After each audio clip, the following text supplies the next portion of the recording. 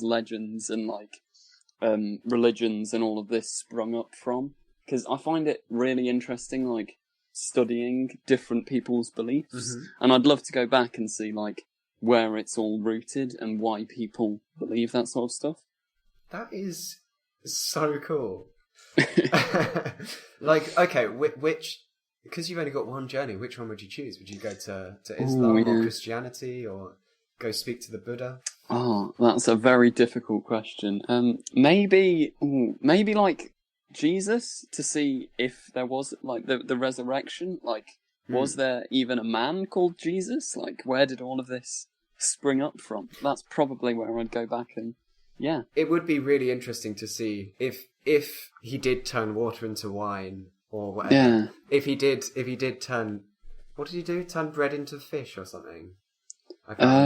He multiplied bread and fish to feed like thousands of people. I think. I'm guessing lots of stuff. Lots of stuff would be just Chinese whispers. Like, maybe he brought enough food to feed a household, and then as that household told other people, it spread to be a street, and then a village, and then a town, and then Or maybe he even just said like share the food, and that was the moral. Like. Because there was, like, one boy with, like, some bread. Maybe he said, like, oh, share it with everyone else. So everyone had a piece. Maybe that was, like, a moral tale rather than a miracle. That is a really good answer, though.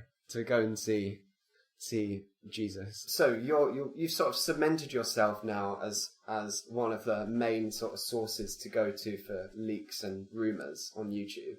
Well done. What sort of interactions have you had with the fandom? Most of them have just been like really nice and positive people. Lucky you. As we touched on, there are always the crowd of like horrific, awful Jodie bad. Yeah. But yeah, most of them are just like really nice people, up for discussion, like questions and that sort of thing. Yeah, it's a very nice fandom. There is just that small corner that we don't talk about, but yeah. Have you been to many conventions at all? Or? I used to go to the Science of a Time Lord convention in Leicester, and that happened once a year. And then before COVID struck, I started going properly, so I went to Wales Comic Con to meet David Tennant and Matt Smith, which was awesome. It was a great experience, but then I haven't, obviously no one's been able to go since because of the whole lockdown, but yeah. What were they like? They were genuinely really nice, and because you'd expect them to be sort of like, because they're sat there waiting for hundreds and hundreds of people, but they were still like talkative, friendly, really nice people. What did you talk about? Can you remember? I think I mentioned my YouTube channel, because my outro to my videos is Alex Kingston saying subscribe to TheConfusedAdipose, because, we briefly discussed the fact that I make Doctor Who content and stuff. Every video, I use that little clip at the end of Alex Kingston saying subscribe. Tom, I've had an idea. We need to get somebody from the show. We do need to get somebody on this show. We need to get somebody from the show on. We're not quite at that level yet.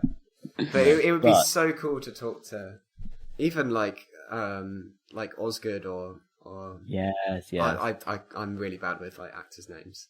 I'd love to talk to Freema. Yeah, if you could collab with any person who's been involved with who on screen or behind the scenes, have you thought about who you might want to make a video with? The ultimate dream would be Capaldi, because as I've constantly gone on about in the podcast, I think he's just brilliant as the Doctor, and I'd love to sit down, have a chat with Capaldi. I think Russell T Davies would be the other one, just talking about, because he essentially saved the show, just discussing all of that would be fantastic. Especially as you want to go into script writing too. Yeah, exactly. Yeah. I'd love to talk to Chris Chibnall. I would, because I love the way he writes. I love how he gives you information, but it also gives you more questions at the same time. And then, as I know that by the time he's finished, all of his stuff, when you rewatch it all, it's all going to link really well, and we're going to know everything. And I'm just really excited for him to have completed that. Because, as soon as he's finished, I'm rewatching all of Joe's era, and I'm going to be like, yes, it all makes sense now. And I'm just, I just love to talk to him about, like, all of that stuff. I think it'd be exciting. I don't know who I'd like to talk to. Catherine Tate would be really cool. Oh, that would be a laugh. Yeah. Mostly because I can talk about The Office with her as well. Because what I think is great about Catherine Tate is the fact that she was literally a comedian they had for one episode. Yeah. And then all of a sudden, she became one of the most iconic companions. Beloved. My personal favourite. She's my favourite as well. And she gives such an incredible performance as well. What I think is even more impressive is the fact that, because she said in an interview, she had no idea what she was saying. Like, she doesn't watch Doctor Who. She doesn't know, like, all the technobabble. Yet she was able to deliver it and still do it convincingly. Like, it just felt natural. I think the fact that she didn't know what she was talking about might have helped.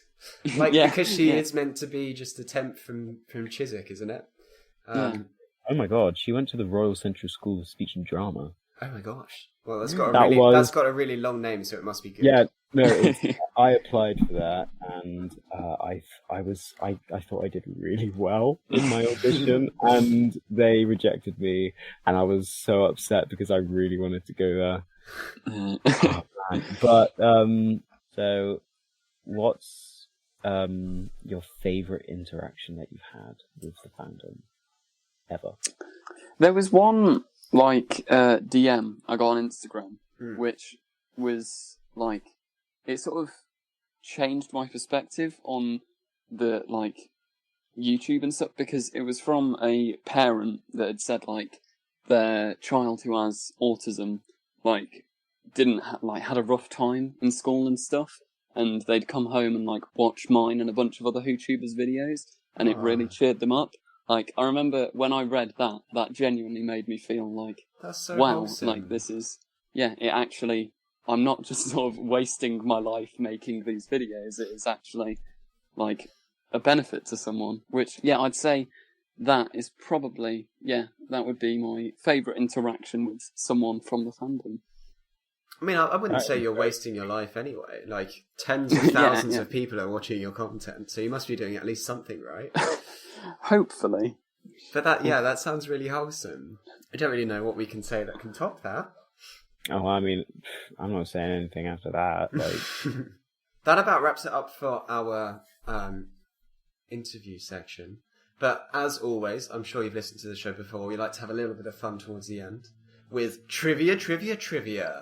yeah. Usually it's me testing Toby, but I thought, since we have you on as a guest, Joe, I would pit you two up against each other to see who is the bigger nerd, I guess. I don't know. Oh, God. So we'll do 10 questions between you, and can I just ask you both to find a buzzer so I know who is answering? Alright, so, Joe, reveal your buzzer. I will stop it. It goes on for 10 minutes, but I will Wait, is it stop 10 minutes of just constant Sonic? That it's a YouTube sound effect, so I'll stop the video before it goes on too long, but yeah. And Toby, would you reveal your buzzer?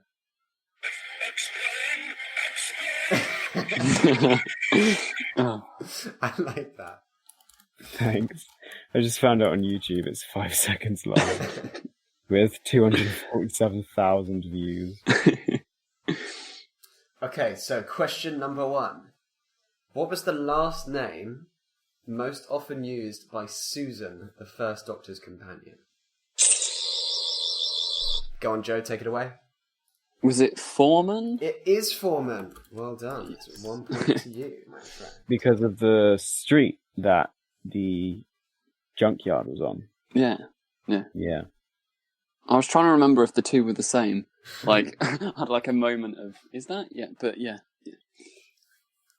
Okay, question number 2. Which 2 actors guest starred in roles before being cast as the Doctor later on?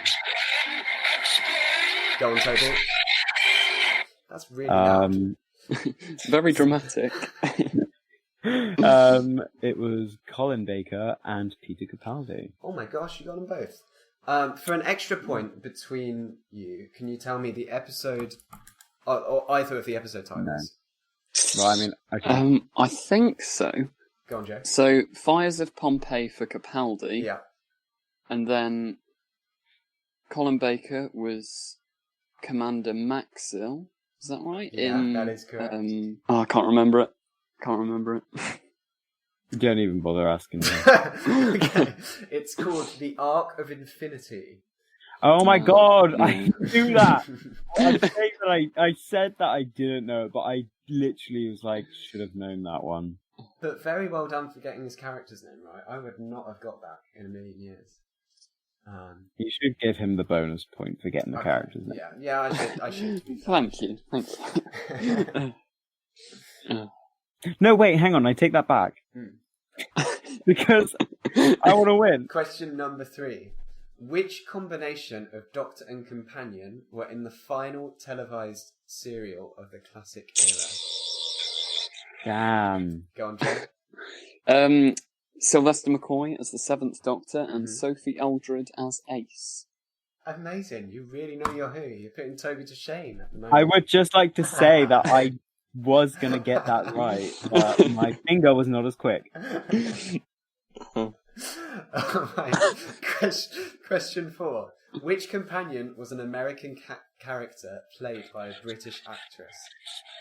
Go on, Toby. Is it Perry? It is Perry. Well done. Yes. Where did that come from? That was just my pride. It sounded like when they get possessed by the beast in The Impossible Planet. Okay, question number 5. Which iconic cloned villains face off against the 3rd Doctor? Go on, Joe. Sontarans? It is the Sontarans. Oh my gosh. I should have just clicked the button when he said clone. I knew it was going to be That's what I did. I was trying to think, is there any other cloned villain in the series? Alright, question number 6. We've spoken a lot about spin-offs today, so this one's all about the spin-offs. Who was the title character in the first ever Doctor Who spin-off? K9. It is K9, yeah. Can you remember what the show's called? K9 and Company. It is. Should I give a point for that? I think I should. Yes, you guys are please. now both on 4 points to 4. We're moving on to question 7. What was the first story in colour? Oh my gosh, it was both at the same time. I don't know what to do.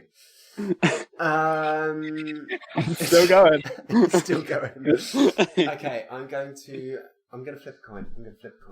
Okay, heads. I haven't even got the coin yet, to save me searching for one. Coin, flip. Alright, it's flipping. It's tails. For fuck's sake. And just so you know, I'm not joking. Okay, it's fine. I'm posting a screenshot in the chat just to prove it to you. I don't need a screenshot. I You believe do. you. You do. Oh, No, well, you're just doing this to rub it I can't in. even send it, so I'll send it to you on Discord. There you go. Okay, I get it. It's tails. You don't have to- Come on, Joe, take it away. Was it Spearheads from Space? It is Spearhead from Space. Oh my goodness. Question number 8. Which recurring Time Lord villain is the same age as the Doctor? Go on, Joe. This is probably wrong. I'm just guessing the Master. It is not the Master. Okay. Oh my god, hang on, let me think. Returning Time Lords. Returning Time Lord villain. Okay, I feel like this is going to be a very kick yourself question. I suppose... Actually, no, you couldn't. I'm being dumb. Alright, I'm just gonna... Oh my gosh. This is getting So really weird. intense. I'm actually really thinking about it, and it's like, I don't know. Well, there's only really 3 choices, and the Master's been knocked out. So the Rani? I don't know. It is the Rani. Well done, Toby. Shut up! So, as the points currently stand, it is 5 points to 5. We have 2 questions left. Question number 9. The Doctor leaves an Easter egg hunt for Sally Sparrow. How many DVDs were there?